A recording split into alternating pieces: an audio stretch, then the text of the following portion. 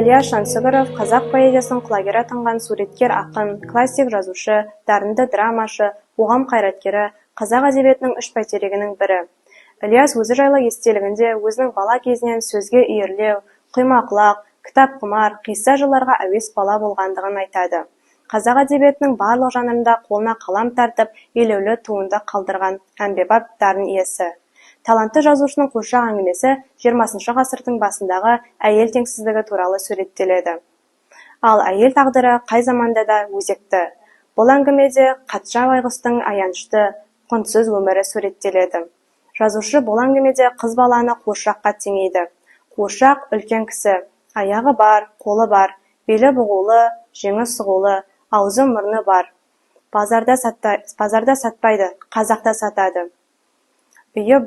Үні болмайды, тілі болмайды дейді. Қандай аянышты. Бір күні Әбдірақым Шымкент қаласын қуыршақ іздеп аралап жүріп, Кенжетайдың үйіне тоқтайды. Бабас бар ма? Бар, бабас шығады. Бабас, қарындасыңа қанша сұрайсың? 1500 сом берде, ала бер. Қыз баласының бағасын түскенін қалай білмейсің? Бір ат қос. Мейлі, бопты. Сауда бітті. Қой сойылды, құда түсті. Адам тағдыры саудаға түскен бұл заман көрінеді.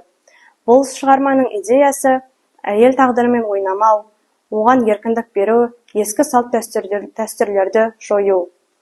Мұхтар Әуезов айтқандай, ел боламын десең қазақ бесігіңді түзе, әйел тағдырын түзе деген қорытындыға келеді.